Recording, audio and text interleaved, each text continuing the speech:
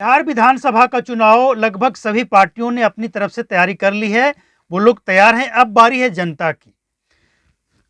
जनता को 3 ऑप्शन मिला है, लेकिन जनता कंफ्यूज है। तो हम समझते हैं कि इस रिपोर्ट को देखने के बाद जनता का कंफ्यूजन दूर हो जाएगा।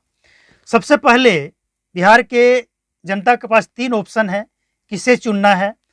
और सबसे पहले हम नीतीश कुमार की अगर बात करेंगे तो नीतीश कुमार ने बिहार में वो काम कर दिया जो लालू यादव को 20 साल पहले, यानी जब 2005 की पहले लालू यादव की सत्ता थी, राबड़ी देवी मुख्यमंत्री थी, तो उसी समय ये काम कर देना चाहिए था।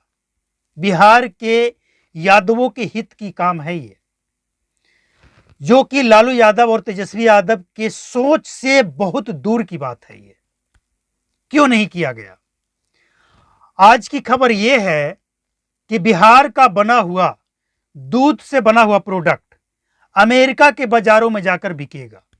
यह बिहार के लिए, बिहार के यादवों के लिए, बिहार के वैसे पशुपालक जो गाय भैंस पालते हैं उनके लिए गर्व की बात है कि नहीं है कि उनके घर का दूध, उनके गाय, उनके भैंस का दूध का बना हुआ प्रोडक्ट अगर आज अमेरिका के बाजारों में जाकर बिकेगा तो ये नीतीश कुमार का सोच है। लालू और तेजस्वी की सोच से बहुत ऊपर की सोच है। इस बात से इनकार आप नहीं कर सकते हैं। और नीतीश कुमार ने बिहार के अंदर शिक्षा के क्षेत्र में, बिजली, सड़क, इन तमाम क्षेत्रों में जो काम किया है, इससे कोई इनकार नहीं कर सकता है। 2005 जिस समय नीतीश कुमार को बिहार मिला, उस समय बिहार क्या था? बिहार के अंदर क्या था? कई गांव ऐसे थे, उस गांव में जाना या उस गांव से बाहर निकलना बरसात के अंदर, बरसात जब तक होता था तब तक कितना मुश्किल था। न सड़क, न पुल, न नली, न गली, ये किसी से छिपा हुआ नहीं है। आज इन तमाम चीजों से लगभग 99% बिहार की जनता को निजात मिल चुका है। इस बात से कि इनकार किया जा सकता है? क्या 2005 से पहले बिहार के गांव में बिजली हुआ करता था? आज गांव में लगभग 18 से 20 घंटे बिजली उपलब्ध है। अगर किसी क्षेत्र में कोई बिजली विभाग का काम नहीं चल रहा है तो। इसके बाद शिक्षा के क्षेत्र में आज लगभग हर गांव में स्कूल है। बच्चे 80% से ज्यादा बच्चे स्कूल में पढ़ाई करते हैं। और जहां तक सवाल है बिहार में जितना काम होना चाहिए था, जितनी स्पीड से होनी चाहिए थी, नहीं हुआ है। इस बात से भी इनकार नहीं किया जा सकता है। नीतीश कुमार को और भी काम करना पड़ेगा। और वो दौर मत भूलिए जब शाम होने के बाद लोग लालटेन की रोशनी को कम करके अपने घरों में दुबक जाते थे। आज वैसा नहीं है। तो नीतीश कुमार बिहार में बहुत कुछ किए हैं, लेकिन सब कुछ नहीं किए हैं। तो बिहार की जनता को वोट करने से पहले नीतीश कुमार के बारे में इन तमाम चीजों को सोचना पड़ेगा। लेकिन अब तेजस्वी यादव का बयान यह है कि हम बिहार के रोजगार दिए, बिहार को रोजगार दिए, बिहार के नौजवानों को रोजगार दिए। हम वो काम कर दिए जो 17 सालों में नहीं हुआ, हमने 17 महीना में कर दिया। चलिए ठीक है, मानते हैं, लेकिन क्रेडिट अगर अकेले तेजस्वी यादव लेते हैं तो हम समझते हैं कि ये बेईमानी है। कहीं ना कहीं मुख्यमंत्री को भी इसका क्रेडिट मिलना चाहिए।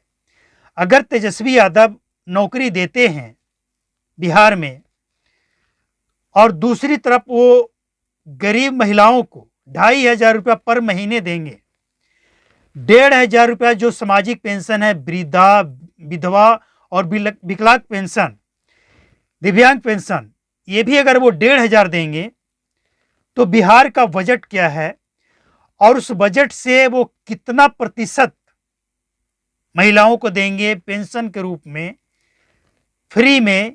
एक और दूसरी तरफ ये बिजली भी फ्री देने की बात कर रहे हैं। तो बिहार का बजट क्या होगा, कहां से रेवेन्यू लाएंगे, कहां से ये तमाम चीजें देंगे, इसका एक विजन दिखाना होगा, बताना होगा, वरना ये समझा जाएगा कि ये एक ठगने की बात है और कुछ नहीं। जहां तक ये तर्क देते हैं झारखंड की, तो झारखंड में कितनी महिलाओं को मिलता है ये किसी से छिपा हुआ नहीं है। और सच्चाई ये है कि झारखंड का जो रेवेन्यू है और बिहार का जो रेवेन्यू है, सरकारी खजाने में जो पैसा आता है, इसमें भी आसमान जमीन का फर्क है। तो तेजस्वी यादव को ये विजन दिखाना होगा, सिर्फ कहने से कुछ होने वाला नहीं है। बिहार की जनता को इसके बारे में भी सोचना पड़ेगा कि आप नौकरी देंगे तो सैलरी कहाँ से देंगे, आप फ्री चीज़ें देंगे तो वो कहाँ से देंगे। कहने मात्र से कुछ नहीं होगा, आपको विजन दिखाना पड़ेगा कि आपके पास रेवेन्यू का स्रोत क्या होगा। इसके बाद तीसरा ऑप्शन आता है जन सुराज का। जन सुराज एक ऐसा ऑप्शन जो बिहार के लिए नई है, लेकिन जन सुराज के प्रशांत किशोर नए नहीं हैं। वो बिहार के लिए कुछ करना चाहते हैं और वो भारत की तमाम पार्टियों के साथ मिलकर काम कर चुके हैं और उसी के आधार पे वो ये कह रहे हैं कि हम बिहार की जो समस्या है, इस समस्या पे काम करना चाहते हैं। मतलब ये कि एक लोग वो होते हैं जो बिहार के समस्या, जिसके ऊपर समस्या है उसे खत्म करना चाहते हैं, और एक वो लोग हैं जो समस्या को खत्म करना चाहते हैं। मतलब ये कि गरीबी खत्म करना है या गरीबों को खत्म करना है। तो बिहार की जनता को अब ये तय करना पड़ेगा कि आपको किसे चुनना है। लेकिन हमने आपके सामने जो तर्क रखा, इस तर्क को आपको समझना पड़ेगा। प्रशांत किशोर को अभी बिहार में काम करना पड़ेगा, अभी ग्राउंड जीरो पे काम करना पड़ेगा। ऐसा नहीं है, प्रशांत किशोर चाहे जितने भी दावे कर लें, लेकिन बिहार में सत्ता तक पहुंचने के लिए या तो उनको किसी एक महागठबंधन या एनडीए से गठबंधन करना होगा, शामिल होना होगा, या फिर बिहार में अभी उनको और भी ग्राउंड जीरो पर जाकर काम करना होगा, लोगों को बताना होगा, समझाना होगा, तब जाकर वो बिहार की सत्ता तक पहुंच सकते हैं। वरना फिलहाल संभव तो नहीं है। लेकिन बिहार की जनता जो कि अब जागरूक हो चुकी है, सब कुछ देख चुकी है, समझ चुकी है, इसीलिए कुछ भी हो सकता है। मतलब 2025 का चुनाव बिहार में जो होने जा रहा है, बिहार विधानसभा का चुनाव, ये चुनाव बिहार की जनता का विवेक तय करेगा कि बिहार की जनता का विवेक कितना डेवलप हुआ है, बिहार की जनता का सोच कहां तक है।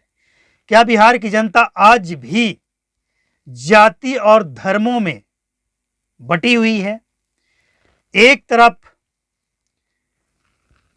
जाति धर्म के लोग हैं, दूसरी तरफ विकास की बात करने वाले लोग हैं, तीसरी तरफ कुछ और लोग हैं, चौथी तरफ कुछ और लोग आ सकते हैं तब तक, असुद्दीन ओवैसी जैसे कुछ लोग भी हैं। मतलब जाति और धर्म को छोड़कर विकास, तरक्की, बिहार को किसने आगे बढ़ाया, आगे और कौन बढ़ा सकता है, किसके पास विजन है, कौन सिर्फ कहेगा, कौन करेगा, ये बिहार के लोगों की सोच कहां तक है, किन नेताओं की झूठ पकड़ सकते हैं, कौन सच बोलता है, कौन झूठ बोलता है, ये बिहार की जनता का दिमाग का एक्सरे होने का वक्त आ चुका है। अब ये वक्त आ चुका है कि बिहार की जनता ये खुद तय करे कि आप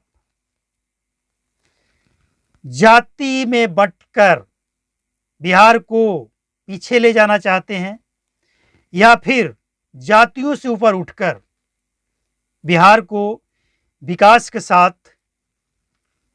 5G टेक्नोलॉजी के साथ, 5G के रफ्तार के साथ बिहार को आगे बढ़ाना चाहते हैं। बिहार में सबसे बड़ी जो समस्या है बेरोजगारी, पलायन, इसके बारे में सच्चाई ये है कि अब तक किसी नेता ने उतनी स्पीड से, उतनी गहरी विजन के साथ काम नहीं किया है। अभी भी आज तक किसी ने नहीं किया है, जो कि होना चाहिए। पिछले 2005 के पहले की अगर बात करें, उस समय के जो छोटे बच्चे थे आज वो नौजवान हो चुके हैं। बिहार का शिक्षा दर पूरे भारत में सबसे पीछे है, क्योंकि उस समय बिहार को शिक्षित करने का कोई विजन नहीं था। जातियों का वोट लेना और उन्हें अनपढ़ रखने का फुल तैयारी लालू यादव की तरफ से किया गया था। इसके बाद नीतीश कुमार आते हैं,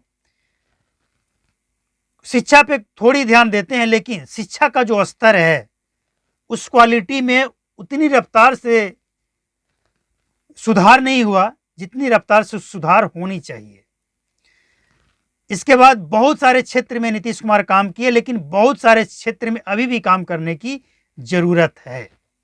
तो बिहार की जनता इन तमाम बातों पे जो अभी आपने पिछले 10 मिनट में सुना, 10-11 मिनट में पिछले आपने जो सुना, इन तमाम चीज़ों पे ध्यान देते हुए अगर आप अपने विवेक का इस्तेमाल करेंगे तो बिहार जरूर आगे बढ़ेगा।